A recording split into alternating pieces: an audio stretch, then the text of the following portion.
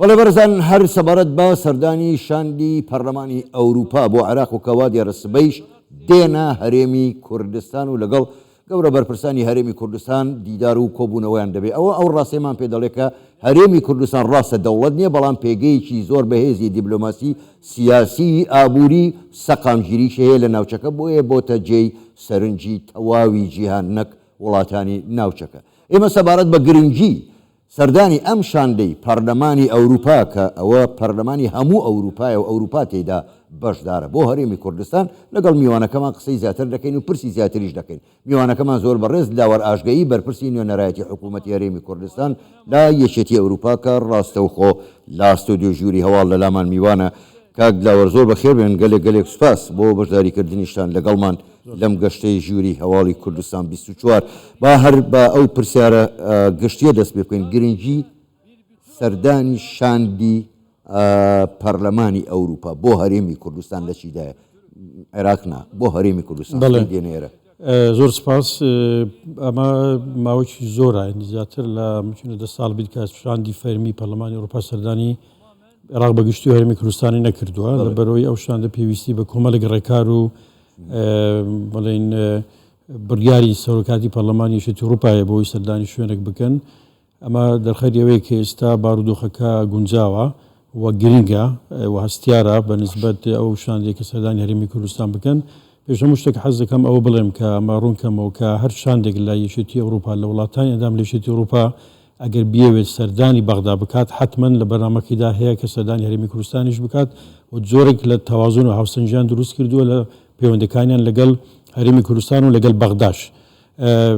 و بینیمشمانە کە لە ماوەی ڕابردوو لە ئایندەش هەر بەو شێوەیە دەبێ گەر وەزیرێکی دەرەوەی وڵاتەشی ئەندام بێت دەستە بەغدا دێت هەرێمی کوردستان یان شاندی پەرلەمانی بێ شاندە فەرمیەکان بە هەمان شێوە. ئەمە خۆی دەرخەری ئەوەیە کە هەرێمی کوردستان گرنگیشی زۆری هەیە بۆ وڵاتانی جیهان بوریان ئێستا ئەلێرە گرنگی ئەوە تۆ جەنابیشت باسی کرد پێگەی سیاسی و دیبلۆماسی هەرێمی کوردستان لە چیدایە بۆ یەکێتی ئەوروپا؟ بەڵێ خۆتان نزان جارێ ئەوروپا لە هەرێمی کوردستان لە ڕووی لەوە جۆرافی زۆر نزیکە ینی وەکو ئەمریکانێکە لە هەرێمی کوردستان دوور بێ و ئەوان دەشزانن کە لە ماوەی ڕابردوودا هەر گۆڕانکاریەک لە ڕووی ئەمنی لە ڕووەکانی تر لە هەرێمی کوردستان ڕوویدا بێ ڕاستەوخۆ کاریگەری لەسەر ئەوروپا بە وڵاتانی دام لە یەکێتی ئەوروپا بۆ نمونەی بەرچاو شەڕی داعش کاتێک کە داعش بەهێز بوو پێگەی هەبوو شوێنی هەبوو لە مووسڵ و لەو شوێنانەوە هێرشی کرد لەسەر هەرێمی کوردستان ڕاستەوخۆ لە ئەوروپاش بەهێز بوون لە ڕاستەوخۆش بوونە مەترسی لەسەر ئەمن و ئاسایشی ئەوروپا و ڕۆژانە کردەوەی تەروریستان دەکرد هێرشیان دەکرد تەقینەوەیان دەکرد. بەڵام دوای ئەوەی کە ئەوان هاوکاری هەرێمی کوردستانیان کرد و پێیجی پێشمەری کوردستان توانی داعش بەرەو پاش ببات و لاوازیان بکات و لە ناویان ببات ئۆتۆماتیکی ئەمنیەت و ئاسایشی ئەوروپاش بەرەو باشی ڕۆی. ئەمە یەک لە شتەکانە. بابەتێکی تر بابەتی ئاسایشی وزەیە کە ئەمەش گرنگێکی زۆری هەیە بۆ یەکێتی ئەوروپا. خۆتان دەزانن کە ئێستا ئەوروپا لە قەیرانێکی وزەدایە و بە پێی بڕیاری یەکێتی ئەوروپا استراتیژی نوێی یەکێتی ئەوروپا بۆ ساڵی 2035 و تا دواتریش استراتیژیان داناوە کە چۆن ئەوان بتوانن خوان ئامادەکەن بۆ ئەو بارودۆخە تازەی کە هاتوتە ئاراوە. بۆ ئەمە بەستا شتێکی بڕیاری لەسەردراوە لە یەکێتی ئەوروپا بە ناوی استراتیژی سربەخۆ یاواتە یەکێتی ئەوروپا لەمە دوا خۆی سیاسەتی دەرەوەی خۆی دەبێ ئەگە پێشتر زیاتر لە ژێر هەژمونی ئەمریکا و شتی تر ببێت ئێستا هەوڵ دەدا خۆی بەرژەوەندی خۆی بپارێزێەوە لەمە دوا سیاسەتێکی دەبێت چاڕوانەوە بکەین کە سیاسەتێکی دەرەوەی سربەخۆ ئەکتیڤتر و چالاکتری لە هەموو جیهان دەبێت بە تایبەتی لە هەرێمی کوردستان. جگە لەوە بابەتی ئاسایشی خۆراکە بابەتی ئەوەی کە پێی دەگوترێت کلایمت میگریشن واتە ئەو بابەتی کەش و هەوایەکانە باز دەکەین هەر تا بابەت کەش و هەوانیە بەرکو ئەو بابەتانەی کە پەیوەستن بە بابەتی کەش و هەوا کە بۆ نمونە ڕەنگە دروست دەبن بەڵێ ڕژینگە دروست دەبن ئەوە دەبێتە هۆکاری ئەوەی کە خواردن کەم بێت دەبێتە هۆکاری ئەوەی کە لە بە هۆکاری کەمبوونی خواردن ناسەخامژیری دروست بێ خەڵک ناڕازی بێ و ببێتە هۆکارێک کە گروپە تەرۆریستەکان ئەو بۆشایە بخۆزنەوە و بیکەنە بیانۆیەک بۆ ئەوی گەشە بکەن بە هێزم دیسانەکە بە شێوەیەکی تر ببنەوە مەترسی بۆ سەر ئەمنیەت و ئاسایشی ناوچەکەوی یەکێتی ئەوروپا سەرڕای ئەوەش کە مەترسی ئەوە هەیە کە خەڵکێکی زۆر مە باسی 1,000 ناکەین بە میلیۆنان کەس لەو وڵاتانە بەجێ بێن و بەرە ئەوروپا بڕۆن. بۆ هەرێمی کوردستان بۆوان زۆر گرنگە. هەرێمی کوردستان وەکو لەو زۆنە دێت کە جیرانی بڵێن خەتی یەکەمی پێشەوەی نێوان وڵاتانی ترە شوێنەکانی ترە و ڕۆلی باشیش بینەوە هەرێمی کوردستان لەو ڕۆوە بۆیە بوانگری هەرێمی کوردستان بەهێز بێ پەیوەندی باشیان لەگەڵ هەبێ لەگەڵ سەرکرداتی سیاسی کوردستان لە دیالۆگدا بن بۆی بزانن تێڕوانی هەرێمی کوردستان بۆ وڵاتەکان چییە و هەروەها بە هەرێمی کوردستان بڵێن کە ئێمە بەتەماین ئەو بڕیارانەین و لە دوا ڕۆژ دەبێ و چاوەڕێی ئەمانە بکەین بۆی ئەمە بتوانین پێکەوە کار بکەین هەم لە بەرژەوەندی ئێمە و هەم لە دوو خاڵی زۆر گرنگە دووروژان یەکی چەند مەسەلەی وزە بوو کە بە خۆدەزانی ینی هەرێمی کوردستان ئێستا چۆتە سەر نەخشەی وزەی جیهانی ئەوی تریشان مەسەلەی ئاسایشی خۆراک یاخود هەرێمی کوردستان وەکو سەبەتەیەکی خۆراک ینی لەم دوو ڕوانگەیەوە چاوەڕوانی ئەوە دەکەی ئەم شاندەی کە دێنە هەرێمی کوردستان ئەم دوو خاڵە لە بەرچاو بگرن و قسەی زیاتر لەسەر ئەم دوو بابەتە بکەن ئەمە بەشێکە لە ئەجندای سەردانەکان بابەتی تریشانە کە باسی لێوە دەکەن پەیوەندی نێوان هەرێمی کوردستان و بەغدا کە بەلایەوانەوە زۆر گرنگە یەکێتی ئەوروپا لە ڕاگەنەکانیشان و لە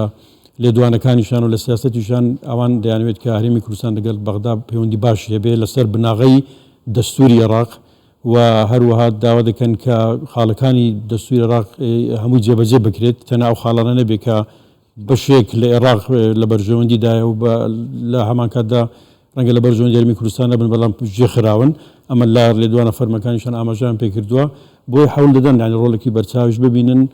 بۆ ئەوی بزانن کێشەکان چین و ئەمە بەکوێ گەیشتین لەو پەیوەندیدانەمان لەگەڵ بەغدا بۆی هەم لە بەغداش ئەم بابەتانە باز دەکەن هەم هەرێمی کوردستانیش ئەو بابەتانە باز دەکەن ئەمەش دیسانێکە لەو چوارچێوە دێت کە ئەوان بەلانەوە گرنگە کە ئیستیقرار بۆ عێراق بێ و هەرێمی کوردستانش بەلانەوە گرنگە کە هەرێمێکی بەهێز بێ لە چوارچێوەی عێراقدا زۆر باشە کات لەوە بەپێی ئاژانسی هەواڵەکان وا بڕیارە سبەی وەزیری دەرەوەی ئەڵمانیا سەردانی عێراق بکات بەپێی زانیاریەکانی ئێوە ئەم سەردانە هەرێمی کوردستانیش دەگرێتەوە کە ئێوە وتان هەر بەرپرسێکی گەورەی ئەوروپی بێت سەردانی هەرێمی کوردستانیش دەکات بەوردی زۆر ئاگداری ئەجندای وەزیری دەرەوەی ئەڵمانیا نیم بەڵام بێگومان سەردانی هەرێمی کوردستانیش دەکات من چاڕوان دەکەم کە بەپێی ئەوەی کە بە من گوتراوە لە بڕۆکسێل لە کاتی سەردانی وەزیرانی چی بەرگری بێت دەرەوە بێت لە کاتی سەردانی بۆ بەغدا حتمما سەردانی هەرێمی کوردستانیش دەکەن بەبێ هەرێمی کوردستان سەردانەکان بە سەردانێکی سەرکەوتوو کامل نازانن زۆر باشە کات لەوە یەک خاڵیکە من دەمەوێت بزانم ینی تێڕوانینی ئێوە ئەسمەردنەوەتان چییە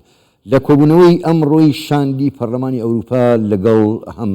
سەرۆک کۆمار هەم سەرۆکی ئەنجومەنی وەزیرانی عێراق دوو خاڵی زۆر گرنگ یەکیان ئەوەی کەش و هەوا بوو کە قسەی لەسەر کرا ئەوی تریان کە ئەمە مای سەرنجە دەڵێ دەبێ عێراق هاوسەنگی لە پەیوەندیەکانیان ڕابگرێ مەبەستیان لەمە چی ینی ناهاوسەنجیەکە ئێستا لە پەیوەندیەکانی عێراق لەگەڵ وڵاتانی دەور و پشت و عالم ئەگەر مەبەستیان زۆر زۆر ڕۆن نەبوو ئەگەر مەبەستیان پەیوەندی دەرەوەی عێراق بێت پەیوەندی دەرەوەی عێراق ئەوە بێگومان هاوسەنگیەکە مەبەستیان پەیوەندی عێراق لەگەڵ وڵاتانی جیران لەگەڵ یەکێتی ئەوروپا لەگەڵ دەوروبەر و هەروەها خۆتان دەزانن ئێستا ئەو جێبەرشەیە کە لە نێوان جلهێزەکان دروست بووە لەلایەک ئەمریکا و لەلایەک بەتایبەتی چین کە لە ڕۆژهەڵاتی ناوەڕاست خەریکی هاتوۆتە ڕۆژهەڵاتی ناوەڕاست بێگومان بەڵێ ئەمە یەک لە بە دەرەجەی یەکەم مەترسی ئەمریکا نەک ئەوروپا بەڵام ئەوروپاش وەکو هاوپەیمانێکی ئەمریکا ئەوانیش نیگەرانە لە هەندێک ئەو پێشکەوتنانی کە لە بواری دیپلۆماسی لە ڕۆژهەڵاتی ناوەڕاست و بەتایبەتی و هەروەها لە هەندێک لە وڵاتانی ئەفریقاش چین بەدەستی هێناون هەوڵ ئەوان پێیان باشە کە عێراق لەو شوێنەی کە لێیە لە ڕووی جیۆپۆلیتیکی لەو هەستیاری کە تێیدایە حەول بدات کە هاوسەنگی بپارێزێ نەبێتە بەشێک تەرەفێک لەو بڵێن کێبەرشەی کە هەیە لە نێوان ئەو جلهێزانە بەشێکی گشت لە ئاسی جیهان و بەتایبەتیش لە ئاسی هەرێمایەتی خۆتان دەزان لە لێرەش عێراق مەیدانی بەشێک لەو هێزانە و بەتایبەتی وڵاتانی زیرانە لەسەر هەندێک کۆمەڵ بابەتی کە پەیوەندی بە ئاسایش هەیە پەیوەندی بە ئابووریەوە هەیە بە وزە هەیە بەلانەوە گرنگە کە ئەو هاوسەنگیە پارێزراوە بێ ڕەنگە ئەوان پێیان وابی کە بەو شێوەیە نییە کە ئەوان پێیان باشە ئەمەش بە بۆچوونی من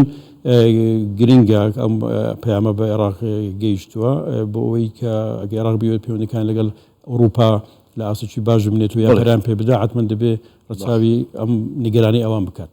زۆر باشە زۆر بەڕێز دلاوە ڕاشگەیی بەرپرسی نوێنەرایەتی حکوومەتی هەرێمی کوردستان لە یەکێتی ئەوروپا گەلێک سوپاس بۆ بەشداریکردنتان لەگەڵمان سوپاس بووە شەوتان باش.